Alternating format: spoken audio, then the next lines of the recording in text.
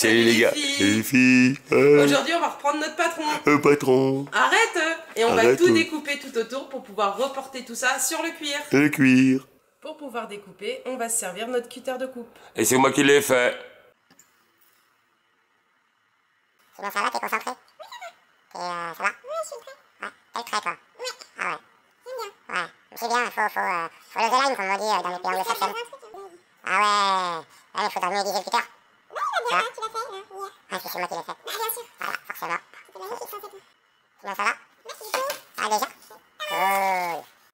Alors, pour réaliser cet étui, je vais prendre du cuir, du collet végétal, tanné. Non, j'y arrive pas là, j'ai mélangé dans les mots. Plus épais, pour pouvoir faire J'ai mélangé dans les mots.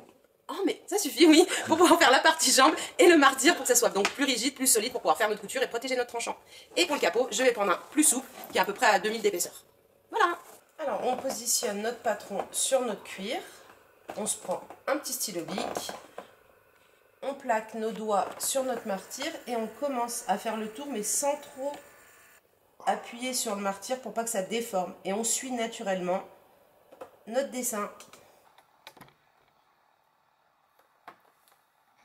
Alors faire bien attention quand on veut changer nos emplacements de doigts, bien tenir déjà le patron pour pouvoir pivoter nos doigts.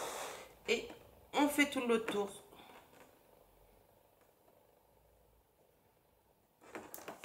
Et voilà.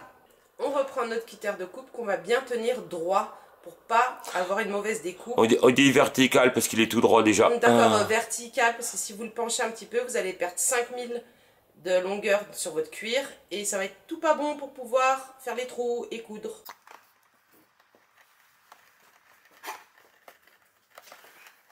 Oui, c'est important. Oui,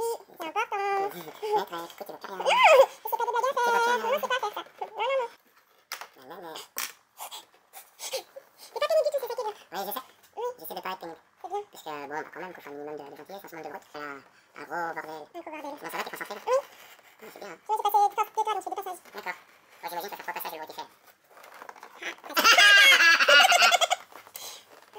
Ah oui, tourne-moi la peau donc les. Là, faut que tu fasses gaffe à tes doigts. Oui, faut jamais mettre la lame direction. Voilà. Faut pas, il faut pas le faire. Faut pas le faire. Faites ce que je dis, mais faites pas ce que je fais. On mettra encore un petit cercle. Ah ouais, mais ça, la faute sur le planning là. Mais regarde, ça me permet de filmer maintenant. Ouais. Ouais, mais n'empêche, faute sur le planning quoi. Bah ouais. Voilà, et après, on se retrouve voilà, tout embêté. Avec 40 stagiaires d'un coup. Oui, alors comment tu dormir? Ouais, en plus. C'est inadmissible. Ah non, mais moi, des fois, je trouve inadmissible, franchement. Dormir à demain. Ouais. Alléluia, alléluia, alléluia, c'est vachement bien. On va continuer notre patron. On On va va couper. continuer notre patron. Il est jaloux parce qu'il y a un autre patron. Ouais. Donc on va suivre le trait pour pouvoir faire le capot. Et du coup, on garde quoi comme partie? Le capot. Donc la partie en bas. Vie, on va la reproduire une fois sur le cuir épais. Ouais. Pour pouvoir faire notre martyr et Ouais. notre passe en ceinture après dedans. Ah, tu penses qu'il y aura assez de place? On sait jamais, il faut être optimiste. Ah, d'accord, optimisation. Et on va le garder encore une fois pour pouvoir le reporter sur le cuir souple pour faire le capot. D'accord. Et ben, comme pour notre partie jambe, on reporte notre capot qui va nous servir de martyr et de passe en ceinture.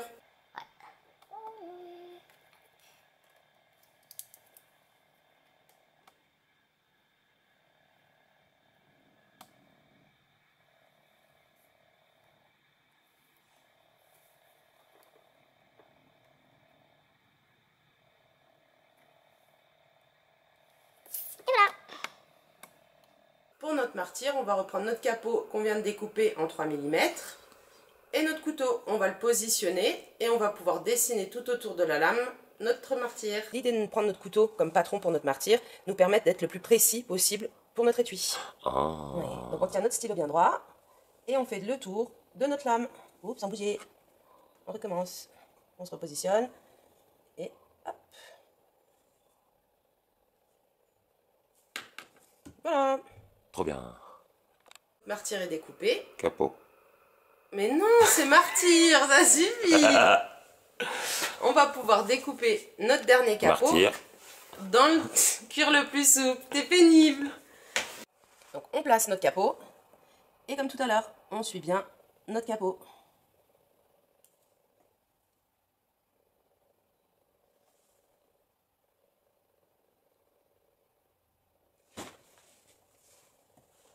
Ah, ça bouge pas là. Hein. Ouais, t'as vu? Ouais. Tu mets bien tes doigts où il faut, c'est bien. Hein. Ouais. Et on avance. Attends, je sais pas qui c'est qui t'a formé, mais alors, waouh. Putain, un mec qui s'appelle Julien. Non, Ouais, sérieux. c'est pas sympa. Oh la honte. Hop là. On a toutes nos pièces, la partie jambe, le martyr, le capot. Et pour le passant ceinture, on a pris 9 cm pour pouvoir bien avoir de la place parce que la ceinture fait généralement maximum 4,5 cm de hauteur.